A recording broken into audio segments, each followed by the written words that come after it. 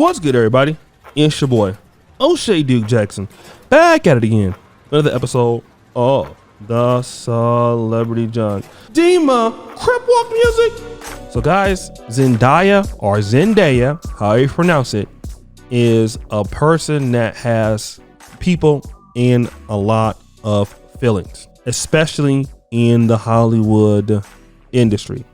I made a video about how Keke Palmer responded to people that was comparing, herself to Zendaya, and she went through how she's not to be compared to, which she never had to respond to that, by the way.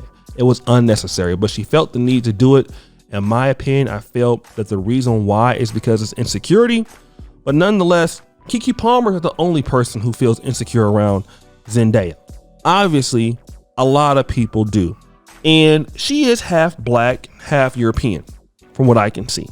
And she's a popular actress. She's very biracial. And recently, she's landed a role designed for a black actress. Now, this is Media Takeout, so we don't know if they're telling the truth because Media Takeout stopped the show. Sometimes they have good stuff and sometimes they don't. But it's the lesson here that I want to talk about, right? There are 3 prominent black actresses who are upset because Zendaya is using their biracial privilege, her biracial privilege, to steal roles designed for African-American or black actresses, okay?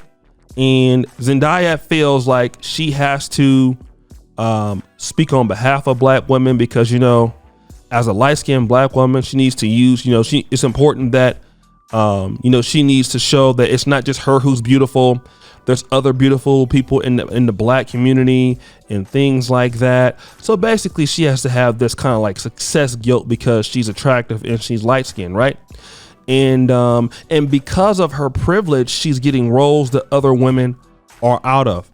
But now here's what I think that is very, very peculiar.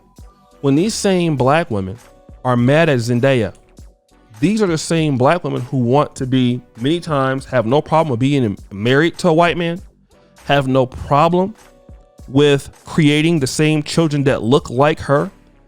It's no issue for them. It's very okay, right? But then also, we want black women to do something that I'm gonna ask them. I typically don't talk to them directly, but I'm gonna ask them today. Like this crying has to stop. Seriously, black women are the largest economy in black America. There are dedicated industries for black women. The Shade Room, Media Takeout, Gossip, Madame Noir, TV stations, BET. You have conferences. You have people like Goldman Sachs that want to give black women billions and billions of dollars. Affirmative action. There's every reason that black women can create their own Hollywood studios. Many of them have them. Some of them have their own production houses that create films. Some of them are huge players in the entertainment industry. And for the same people that are talking about, well, this person's representing me, you can start your own stuff. Look at Issa Rae. Issa Rae got funded from black women from YouTube to start that pilot series. Imagine getting black men to do the same. I believe we can possibly do something like that now, but I still think it would be very hard. Black women were able to do this like 10 years ago. That's how much money is in black female America. So much so that even a lot of black men don't even have businesses catered to black women. Shout out to brother Craig Harper. He has a business called Tipsy Tulips in Atlanta. He says, man, in Atlanta, you have so many black men that don't even worry about selling to black men in business. All their businesses are catered to sisters because they support. So with that being said, you hear these people complaining about this privilege. Why is there a privilege when you guys have the money and the infrastructure to start your own production houses? Oh, well, it ain't the white ones. Just like, seriously.